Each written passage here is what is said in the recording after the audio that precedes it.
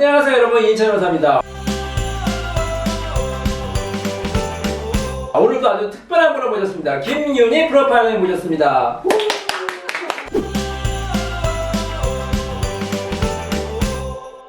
프로파일러 이제 오늘은요 제가 또 개인적인 또 질문들을 또 많이 또 할 거예요. 긴장하시고요. 또 많은 분들이 또 이제 궁금해하시니까 유치한 질문이긴 하지만 이상형 남자는 어떤 사람일까요? 옛날에는 정말 허황된 이상형을 가지고 있었어요. 어떤 거였어요? 웃으실 텐데. 괜찮아요. 제가 연기 말고 혼이 강한 어른 남자라고 했다가 와. 지금은요?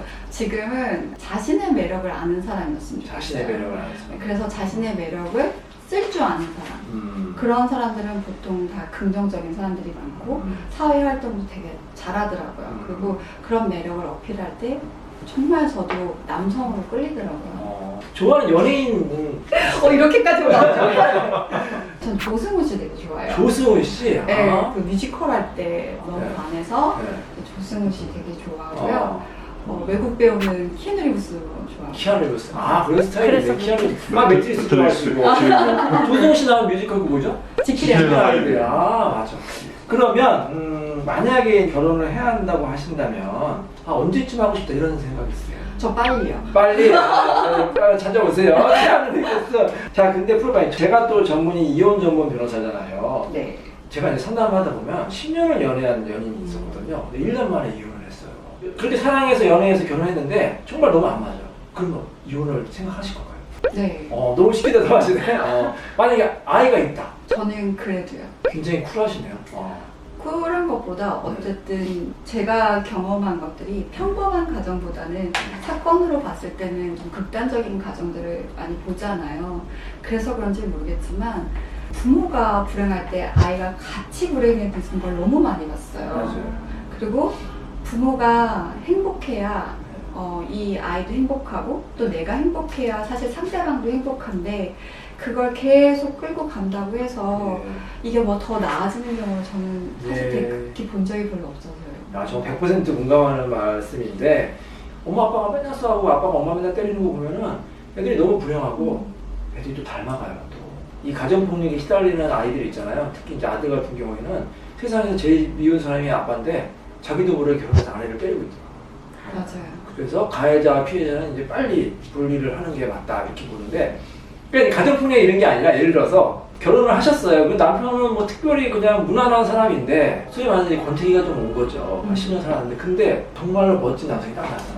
너무 마음에 들어. 어떻게 하실 거예요? 저는 거긴 확실해요. 네. 저는 일단 제 옆에 누군가가 있으면 다른 사람은 안 보여요? 네. 예, 확실하군요. 네. 자, 우리 프로파일하고 결혼한 남편은 정말로 못 받은 그런 남편 같습니다. 많은 사람이 알았으면 좋겠어요. 예. 자, 그러면 저희가 이혼사 10가지를 준비를 했는데요. 자, 성격 차이로 이혼들을 많이 하거든요. 특히 이제 그 협의혼할 때는 성격 차이를 많이 이제 말씀하시는데 우리 프로파일은 어떻게 생각하세요? 정말로 이 성격이 좀 비슷한 사람하고 결혼하는 게 낫다, 아니면 조금 나와 다른 사람이랑 하는 게 낫다? 저는 사람마다 다르다고 생각을 하는데 저 같은 경우는 저랑 비슷한 성격인 사람이 맞다고 생각을 하거든요. 사실 저는 일할 때는 저만의 시간, 그 다음에 같이 있을 때는 같은 시간, 서로 약간의 시간들은 지켜줘야 된다는 주의인데 어떤 제 주변 지인들을 보면 남편이랑은 항상 24시간 붙어있는 게 좋다는 거예요. 나는 그렇게 답답해서 죽을 것 같거든요. 근데 제가 만약에 전 되게 많이 덜렁대는데 상대적으로 또 꼼꼼하게 챙겨주는 거는 보완될 수 있잖아요. 맞아요. 그러니까 이 성격 차이라는 것도 서로 보완해줄 수 그렇죠. 있으면 그건 저는 좋다고 생각하는데 네. 그게 아니라 이 양쪽으로 끝으로 갈 수밖에 없는 거면 그렇죠. 저는 성격 차이 문제가 있을 것 같아요. 맞습니다. 자, 9위는 뭔가요?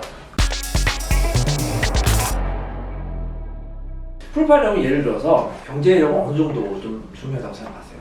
전 일하는 사람이면 돼요. 일하는 사람이면? 네. 근데 만약에 실직을 했다. 실직해서 얼마만큼 노느냐가 달라져요. 계속 논다. 그냥 나 그냥 당신이 벌어, 나는 집에서 그냥 쉴래. 소위 말하는 백수. 그럼 얼마나 집안 살림을 잘하는지 봐야 돼요. 살림이라도 잘하게 된다.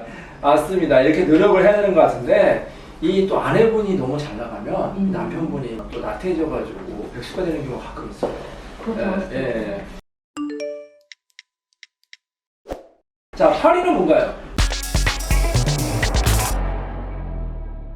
범죄 또 이 전문 분야시니까 이 가끔 상담하다 보면 이 남편이나 아내가 이 범죄자인 경우가 있어요. 범죄자인 경우를 모르고 결혼한 경우도 있고 네. 결혼 후에 범죄를 저지르는 경우도 있고 그 일하시다 보면 그런 거 많이 보셨죠? 어쨌든 제가 그럼에도 불구하고 그 사람이 범죄가 아니라 그 사람을 봤기 때문에 결혼한 건데 나랑 결혼한 후에 범죄를 저질렀더라는 건 용서가 안 될 것 같아요. 맞습니다. 자, 7위는 뭔가요? 도박, 뭐 게임 이런 중독이 있잖아요. 이런 사람들이 의외로 많아요. 만약에 배우자가 도박을 빠져있다든지 어떻게 하실 거예요? 어우 진짜 이건 좀 어렵구나. 어려우시죠? 그러니까 이게 도박이 문제는 도박만 빠져있는 게 아니라 네. 이 도박에 돈을 구하기 위해 범죄에 손을 댄다는 게 문제고 제가 아는 지인분이 실제로 남편이 도박이어가지고 제가 정말 너무 고생하는 걸 봤거든요. 네. 안 되더라고요. 안 묻히죠. 네, 그러니까 도박이 초반기였으면은 뭐 어떻게든 도박 치료를 받게 하겠지만 이미 컨트롤을 못할 정도라고 한다면 저는 힘들 것 같아요. 알겠습니다. 자, 그럼 6위는 뭔가요? 남편은 너무 좋은 사람인데 시어머니가 너무 소위 말해서 막 갈구고 나를 미워해요. 그러면 어떡하실 거예요? 저는 사실 이 부분은 좀 해결할 수 있을 거라고 생각이 개인적으로 들어요. 어떻게 해결하실 거예요? 저는 생각보다 아양을 잘 따라요. 아, 네, 의외네요. 알겠습니다. 그리고 반대로 요즘에 또 장서 갈등이 또 많다고 하는데 남자친구를 데려와서 이제 부모님께 인사를 드렸는데 의외로 부모님 반대를 하시는 거야. 어떻게 하실 거예요? 사실 저는 제 동생 결혼할 때 되게 적극적으로 제보를 밀었거든요. 아, 부모님이 이제 사실 반신반의하셨어요. 아. 그래서 제 제보를 처음 만났을 때 제보가 제 동생 키가 엄청 커요. 176 정도 되거든요. 장신 집안이네. 네. 근데 그 큰 키가 너무 멋있게 보여서 제 동생한테 이제 얘기를 한 거예요. 근데 제 동생이 나는 오빠를 만나면서 내 키 큰 키가 정말 멋있게 느껴졌다는 거예요. 전 그게 너무 좋은 거예요. 제 동생이 항상 큰 키 때문에 컴플렉스였는데 그걸 되게 멋있게 보는 그렇죠. 사람이라면 네. 사실 부모님은 좀 더 사귀어봐라 라고 했었는데 저는 적극적으로 그럼 결혼해봐라 라고 했거든요.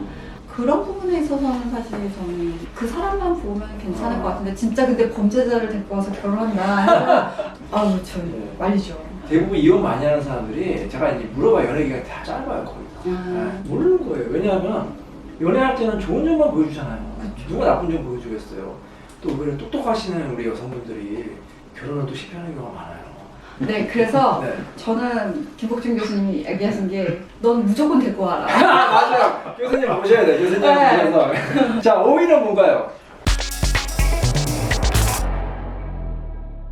이게 이제 상담을 하다 보면은 뭐 이런 케이스가 많아요. 남편은 적극적으로 원하는데 근데 아내는 이제 너무 피곤하거나 이게 좀 거부를 하면 이게 또 부부간의 격차가 심해지거든요. 그러니까 뭐 누가 잘못했다고는 할 수는 없잖아요. 맞아요. 그런 경우는 어떻게 해야 될까요? 그러게요. 이게 서로 합의를 할 수 있는 것도 아니고 그러니까 이거는 정말 저 그냥 퀘스천 막. 예, 이거는 저도 정답은 없는 것 같아요. 네.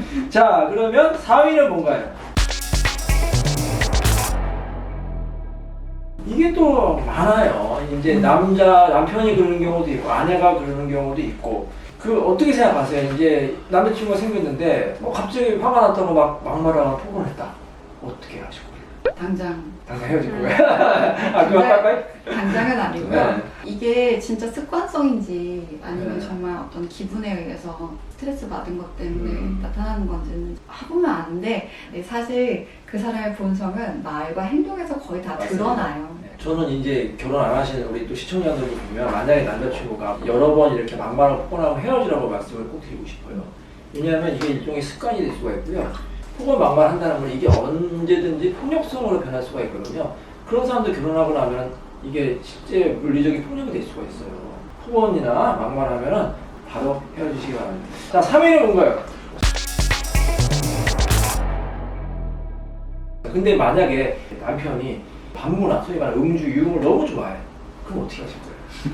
제가 알고 있는 반문하면 좀 힘들 것 같아요. 그렇죠. 자, 2위는 뭔가요? 근데 이게 또 복잡한 문제가 있는 게요. 이제 상담하다 보면 특히 이제 아내분들이 이제 외도를 하는 경우에 이 남편하고 너무 이제 이게 사이가 안 좋고 남편이 괴롭히니까 그렇다고 또 이혼이 쉬운 게 아니거든요. 네. 이혼도 안 되고 그러다가 이제 정말로 자신을 위로해주는 남자친구를 만나는 경우가 있어요. 자, 그런 경우는 어떻게 생각하세요?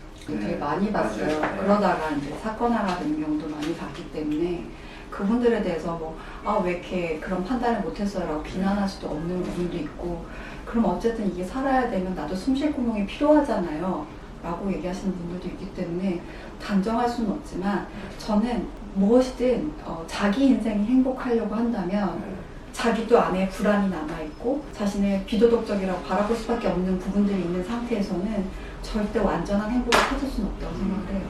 알겠습니다. 자, 1위는 뭔가요? 가정폭력. 아직도 가정폭력이 그렇게 심해요. 심해 있다 보면 이 심화성을 느끼시나요? 이 가정폭력도 단계가 다 있는데, 나중에 뭐가 가장 힘드냐면 피해자가 분명히 급할 때는 112 신고하고 수사를 부탁을 하는데 나중에 수사 다 해서 넘기려고 그러면 이거 하지 마세요. 네, 맞아요. 그게 문제야. 네. 네, 다 조사해놨는데 네. 아니면 재판장 가가지고 다 뒤엎는다든지. 근데 이게 계속 반복이라는 거예요. 그렇죠. 절대 끊을 수 없는 고리라는 걸 본인들이 보이는데 그걸 그냥 넘어가는데, 문제는 그러다 보면 거기에 자식들이 다 문제가 생기고 그렇죠. 있다는 걸 보인다는 거예요. 자, 여기까지 말씀드렸는데 이 중에서 어느 게 가장 심각하다고 생각하세요? 다 심각해요. 다 심각해요. 그렇죠. 근데 저는 네. 어쨌든 1위로 뽑은 게 맞는 것 같아요. 가정폭력은 무조건 사실 이혼해야 됩니다. 왜냐하면 가정폭력이 점점 심각해지고 나중에 말씀하신 대로 정말 끔찍한 범죄로까지 이어지기 때문에 아예 초반에 헤어지는 게 정답인 것 같습니다. 자, 그럼 이제 마지막으로 인생의 행복에 대해서 말씀을 드릴 텐데, 우리 인생의 행복은 무엇이라고 생각하세요? 어떨 때 가장 행복하시나요? 옛날에는 네. 이렇게 일 딱 끝나고 나서 그 마시는 커피 한 잔, 커피. 네. 그때가 제일 행복했는데 네. 지금은 사람들하고 모여서 수다 떨 때가 제일 좋어요. 수다요? 자, 그럼 앞으로는 어떤 삶을 살고 싶으세요? 그냥 제 주변에 있는 사람들과 함께 같이 갈 수 있는 삶이었으면 좋겠어요. 같이 가요. 네.